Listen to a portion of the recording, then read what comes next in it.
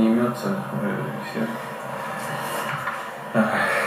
Есть еще люди, которые хотят времен Наполеона, нашествие Наполеона. До сих пор кому-то не имется всех. Есть еще люди, которые хотят вернуться к временам Наполеона, забывают, чем это закончилось.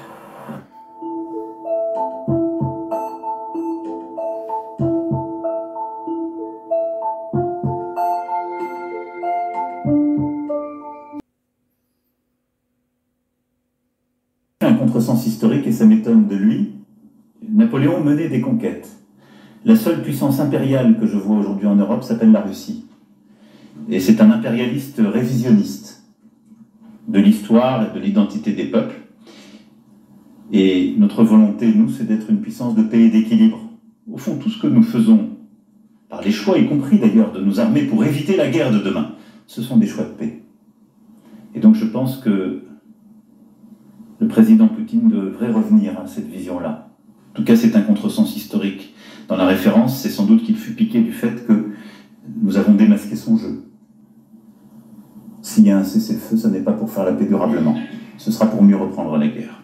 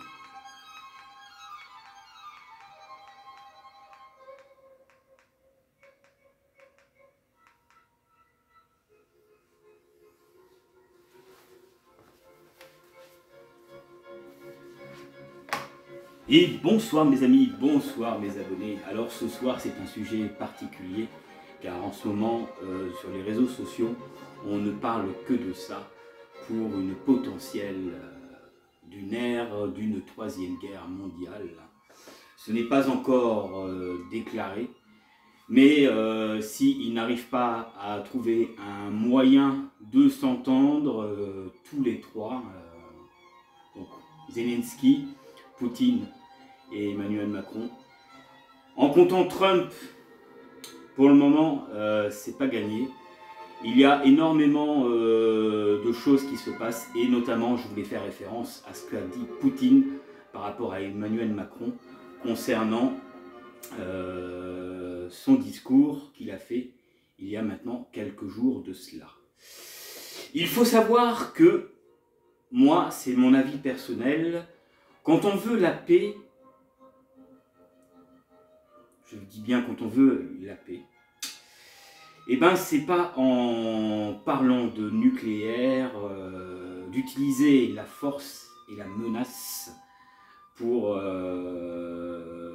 essayer de convaincre un président qui a son objectif, notamment Poutine. Alors, qui est le méchant? Est-ce le français? Est-ce le russe? Est-ce Zelensky? Moi, je pense qu'ils sont aussi bien coupables, tous les trois.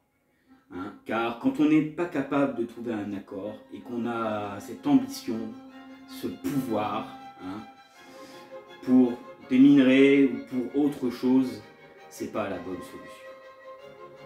Et ce qui m'attriste, moi, dans notre France aujourd'hui et au XXIe siècle, c'est qu'il n'y a plus de morale et de réflexion.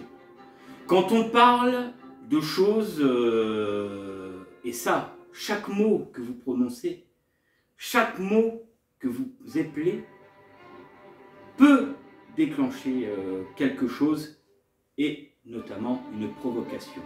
Et je pense que Poutine l'a pris de cette façon-là. Alors s'envoyer des pics l'un et l'autre, pourquoi pas? Mais ça ne va pas régler le problème qu'il y a. Il y a quelques années, nous avons eu le problème avec l'URSS. Nous avons eu la Première Guerre mondiale, nous avons eu la Deuxième Guerre mondiale, il y a eu énormément de morts, on a eu la guerre du Vietnam, on a eu la guerre de 100 ans. L'être humain, surtout ceux qui ont le pouvoir, n'ont que cette ambition, le pouvoir, l'argent, le pétrole, et voilà. Et, à votre avis, ce type de guerre, ça vient d'où? Eh bien, ça vient de là. Et quand Poutine a parlé de ça à Emmanuel Macron, et pourtant Emmanuel Macron s'est défendu, certes, Napoléon Bonaparte était un conquérant, mais il a voulu voir au-dessus de son nez, car il était tellement confiant, hein, que quand il est arrivé à Moscou, hein, il a perdu le combat. Et il faut avoir de la réflexion, il faut réfléchir avant de dire pareille chose. Car vous savez que la parole peut déclencher une guerre, peut déclencher un conflit, et un autre, et un autre, et un autre. Et qui va en subir les conséquences? Parce que nous avons des dirigeants qui ne savent pas ce que c'est la guerre, qui ne savent pas ce que c'est d'avoir des maisons détruites, ou d'avoir un proche tué, hein, car la plupart se sentent protégés chez soi. Mais quand on aura des obus qui viendront toucher le sol de la France, hein, si ça devait arriver dans les années qui viennent, hein, s'ils ne trouvent pas un accord, eh bien, c'est le peuple français qui va subir. Pour des incompétents, le sang va encore couler, alors que nous, citoyens français, de la population, ainsi de suite, nous ne souhaitons pas cela. Nous ne souhaitons pas être confrontés à ce qu'ont vécu nos grands-pères et nos grands-mères à l'époque. Car nous, on n'a pas connu ça, donc on ne peut pas imaginer ce qui peut arriver par la suite. Mes amis et mes abonnés. Et j'avais besoin, ce soir, de vous parler un peu de ça, que nos chefs d'état-major devraient prendre des réflexions et devraient s'asseoir et avoir une touche de moralité et de réflexion avant de dire de telles choses pareilles qui peuvent mener au danger. Malheureusement, nous sommes petits, contrairement à ça. Tout ce qu'on peut, c'est parler, avoir le droit à la parole, mais nous ne serons pas écoutés. À part si nous sommes tous liés pour une révolution. Hein, on n'en est pas là. On ne sait pas comment ça va se passer. Pour l'instant, de ce que je vois, de ce que dit l'actualité, et il faut faire attention, car l'actualité peut dire des mensonges aussi. Mais, dans ce que je vois dans cette situation, ça empire et ça n'arrange pas les choses. En plus, le président Trump, qui ne facilite pas les choses, entre la guerre commerciale, entre la guerre, hein, regardez, depuis que nous sommes passés en 2025, 2025 disait que ça serait un autre ère. Et bien regardez tout ce qui se passe hein, dès le début. C'est quand même terrible. Mais je pense que Emmanuel Macron ne devrait pas provoquer, parce que c'est pour moi le discours qu'il a fait par rapport à cela, en parlant de ces ogives nucléaires français, c'est de la provocation. Et c'est pas en provoquant un président d'un État qu'on obtient une paix durable pour la vie. Alors, il faut arrêter ces ambitions-là. Et j'ai vraiment un message à passer à nos chefs d'État, aux anciens généraux hein, qui sont encore en vie, d'avoir de la morale et de la réflexion avant de prendre des décisions ou parler qui pourrait créer un conflit diplomatique. Voilà. Vous savez,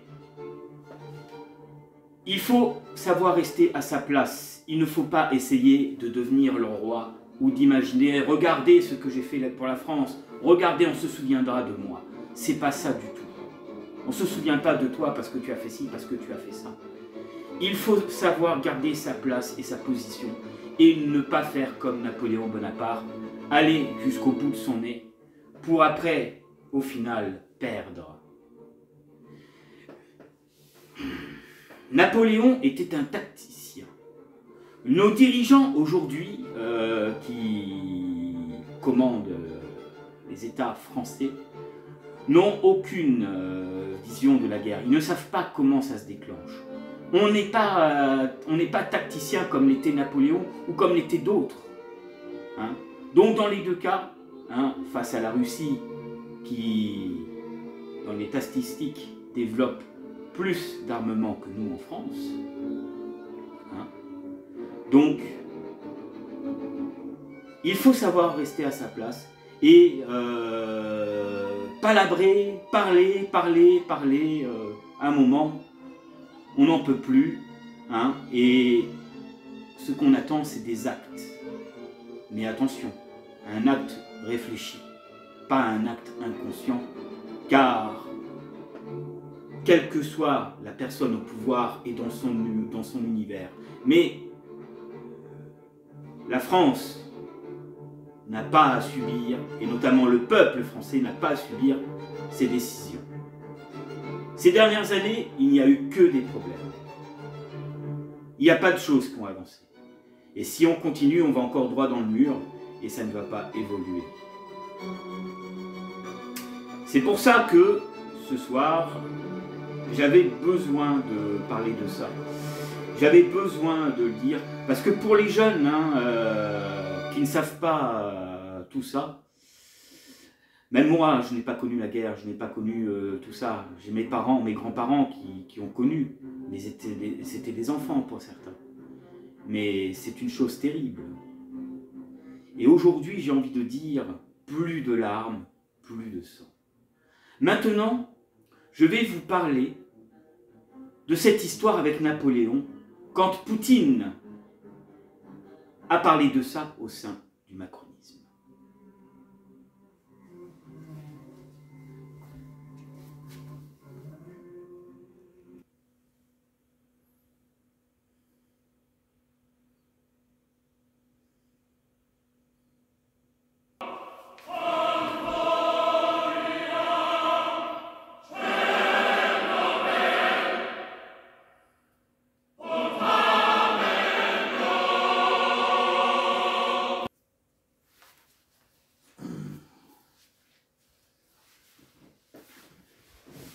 Donc, parlons un peu de l'histoire.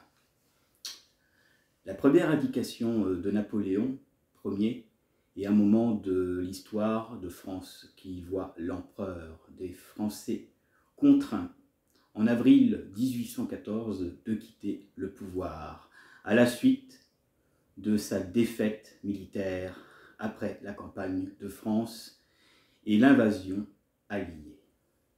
Circonstances militaires et politiques. En désaccord avec le Tsar Alexandre Ier au sujet de l'avenir de la Pologne, Napoléon décide en 1812 de marcher contre l'Empire de Russie. La Grande Armée franchit le fleuve Niemen en juin et marche vers Moscou pour faire face à cette agression. Se forme une 6e coalition entre le Royaume-Uni de Grande-Bretagne et l'Irlande, l'Empire russe, le Royaume de la Prusse et l'Empire d'Autriche vaincus par ses adversaires. Et le général Iver, Napoléon, est contraint à la désastreuse retraite de Russie dont l'armée napoléonienne sort exsanguée, poussant leur avantage face à un adversaire affaibli.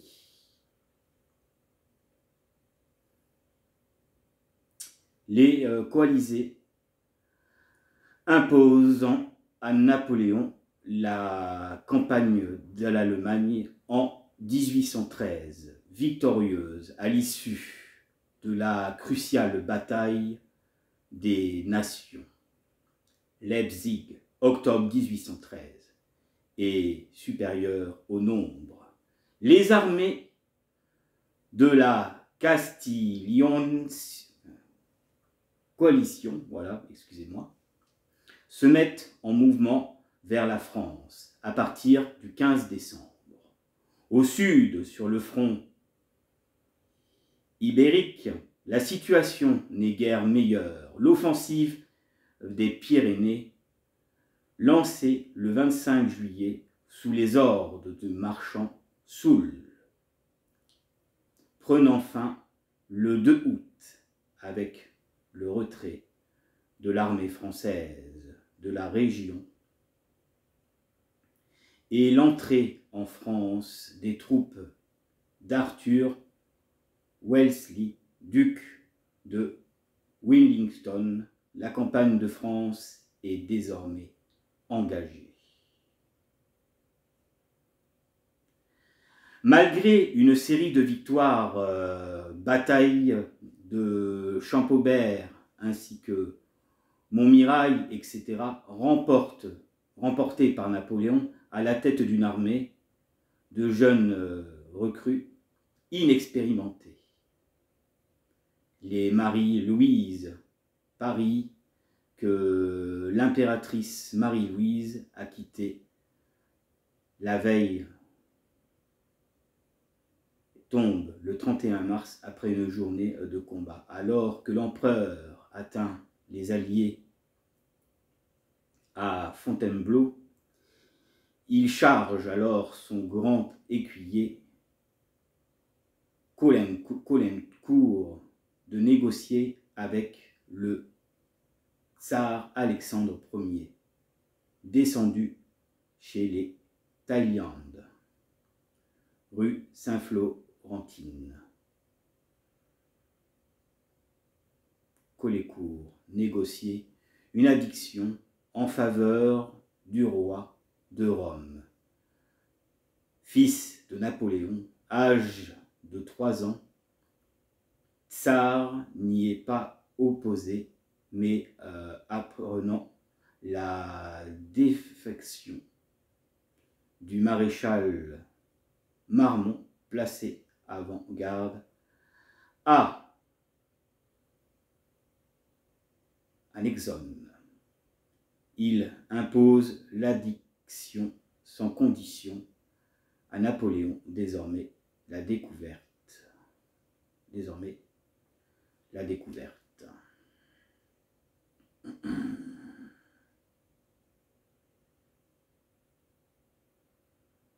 Après sa défaite militaire, les maréchaux forcent donc l'empereur indiqué pour ne pas laisser une guerre civile se développer. Napoléon cède après avoir vraiment essayé de les rallier et il est déchu par le Sénat dès le 3 avril. L'intention de Napoléon était d'abandonner la couronne impériale à son fils, Napoléon II, mais les plus puissants alliés exigent une addiction inconditionnelle qui signe le 6 avril 1814. Et voilà donc ce qui s'est passé par rapport à cela. Je ne vais pas vous lire toute l'histoire car il y en a beaucoup, hein. Il y a beaucoup à dire, hein, mes amis. Hein, j'ai voulu juste vous lire ce petit texte, hein, qui me semble quand même important. Quand on voit ce que Macron affirme, que Poutine est un impérialiste révisionniste, moi j'ai trouvé que c'était un peu tiré par les cheveux tout ça. Hein. Encore une fois, faut faire attention aux mots qu'on dit, hein, mes amis. Hein. Moi c'est mon avis. Hein. Le président français Emmanuel Macron a accusé jeudi d'homologue Vladimir Poutine d'être un impérialiste révisionniste qui a fait selon lui un consent historique en le comparant à Napoléon. Voilà, en fait c'est ça qu'il a voulu balancer. Ensuite, comme je disais, Napoléon menait des conquêtes. La seule puissance impériale que je vois aujourd'hui en Europe s'appelle la Russie. A-t-il déclaré, c'est un impérialiste révisionniste de l'histoire et de l'identité des peuples. A-t-il joué devant la presse à l'issue d'un sommet européen à Bruxelles, insistant sur un contresens historique? Emmanuel Macron a estimé que le président russe avait sans doute été piqué du fait que nous avons démasqué son jeu. C'est dangereux, mes amis, de dire ça, entre nous. Poutine, c'est quelqu'un de très intelligent, hein, et qui a plus, je pense, d'expérience que Emmanuel Macron au niveau présidentiel. Donc, c'est pour vous dire que c'est très très risqué tout ça, dans mon sens à moi et dans ma vision des choses. Après, chacun a son opinion, chacun consent les choses comme il voit, et je respecte vos arguments et je respecte votre vision des choses par rapport à tout cela.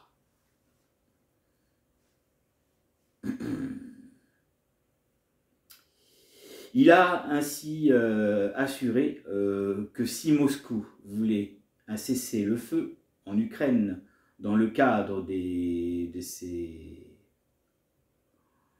pourparlers avec les États-Unis de Donald Trump, ce ne serait pas pour faire la paix durable, mais pour mieux reprendre la guerre. Et ça, mes amis, si on en est là, c'est très très compliqué. Et là, chose qu'il a dit par rapport à l'arme nucléaire, ça, pour moi, C'était une chose qu'il aurait pu éviter dans son discours. Parapluie nucléaire. La Russie a dénoncé comme une menace de discours d'Emmanuel Macron, se disant prêt à des discussions sur une protection de l'Europe par le parapluie nucléaire français et l'accuse de vouloir que la guerre continue. Le président russe Vladimir Poutine a regretté jeudi qu'il existe encore des gens qui veulent retourner au temps de Napoléon pour vous expliquer donc la petite histoire concernant la partie de l'histoire qu'a voulu dire Poutine aussi. En oubliant comment ça s'est terminé dans une pique apparemment adressée à Emmanuel Macron. L'empereur Napoléon Bonaparte avait envahi l'Empire russe en 1812, prenant Moscou, mais sa campagne s'était conclue par une retraite désastreuse et en définitive une victoire russe quand même. Le personnage de Napoléon et la campagne de Russie avec Moscou enflammé sont très prégnants dans l'imaginaire russe et sont fréquemment évoqués pour renforcer le patriotisme russe. Le chef de la diplomatie russe, Sergueï Lavrov, a lui comparé Emmanuel Macron à Hitler et Napoléon, qui tous deux ont voulu conquérir et vaincre la Russie. Auparavant, il veut la même chose, a-t-il déclaré. Alors, vous voyez un peu, mes amis, comme c'est tendu du côté du peuple de la Russie et de son gouvernement. Il y a certaines choses qu'on ne devrait peut-être pas tenir compte, car c'est de la politique. Ça peut être faux, ça peut être vrai, mais quand même, il y a quand même des faits qui sont là, et c'est pas du tout rassurant pour le peuple français, et pour sa citoyenneté, et pour nous. Hein. Nous, on ne connaît pas tout ça, on ne sait pas ce que c'est de recevoir des obus dans la figure. Hein. On l'a connu à l'époque de la Première et de la Deuxième Guerre mondiale, mais nous n'étions pas là. Nous étions même pas nés pour certains. Et nous savons que la guerre, il y a toujours une histoire de pognon. Hein, et je trouve que c'est inacceptable d'utiliser la chair humaine pour un bouclier, pour des histoires de pouvoir, de richesse, de pétrole ou d'autres. Toutes les guerres qui ont été déclenchées dans les années, dans les siècles qui ont suivi, il y avait toujours une histoire de pouvoir, de pétrole, de minerais, et j'en passe. Hein. Voilà, c'est franchement très grave. Voilà. Donc, comme je disais, moi, dans mon texte, et ça, je pense que c'est important, car aujourd'hui, en France, au XXIe siècle, hein, nos dirigeants ont oublié ce que c'était la morale et la réflexion. Avant de parler, hein, il faut réfléchir et il faut se donner une morale. Comme je dis, évitons que cela arrive. La morale et nos réflexions doivent reprendre le dessus. C'est pas en utilisant la force que nous gagnons une guerre ou que nous gagnons la paix avec un pays. C'est être intelligent, trouver des accords, avoir de la réflexion et de la morale. Mais pas partir comme un kamikaze, hein, pour aller faire la guerre comme des petits soldats. Voilà. C'est mon avis. J'espère que tout cela va s'arranger. Hein, après tout, hein, la Première Guerre, la Deuxième Guerre mondiale a mis un certain temps avant de se déclencher. Hein, mais on a, je pense, pas envie que ça se passe. Hein, et car il y en a marre de voir du sang couler. Voilà, il y en a marre de tout ça. Hein. Voilà, donc pour moi, tout ça, ce sont des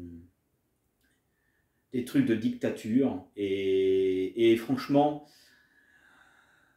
ça ne montre pas une bonne image de la France avec ce qui se passe. Je me souviens, moi, dans les années 80, 90, la France avait quand même une image, avait une histoire, avait une culture, avait beaucoup de choses. Et on a un peu perdu ça aujourd'hui. Voilà. Et espérons que nous gardons notre histoire et notre culture, qu'on retrouve cela, hein, qui nous manque aujourd'hui, hein, malgré la nouvelle génération, malgré ce qui se passe et malgré les différentes aussi de culture, religion que nous avons, car même si nous partageons notre culture, notre histoire, notre religion, la France a quand même perdu quelque chose qu'elle avait déjà au 19, au 20e siècle. Hein.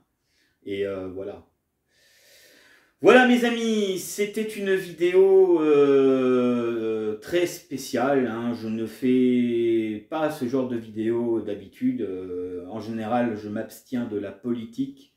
Mais j'avais quand même envie de passer un message comme quoi il fallait avoir de la réflexion et de la morale avant de parler pour rien dire. Hein, car beaucoup de gens ont peur, ne sont pas en sécurité, ça je le sais. Et espérons que nous n'arrivons pas à l'aube d'une 3e guerre mondiale. Bonne fin de soirée à vous et je vous dis à la prochaine pour d'autres vidéos sur Fenris TV. Prenez soin de vous, prenez soin de votre famille et à une prochaine fois.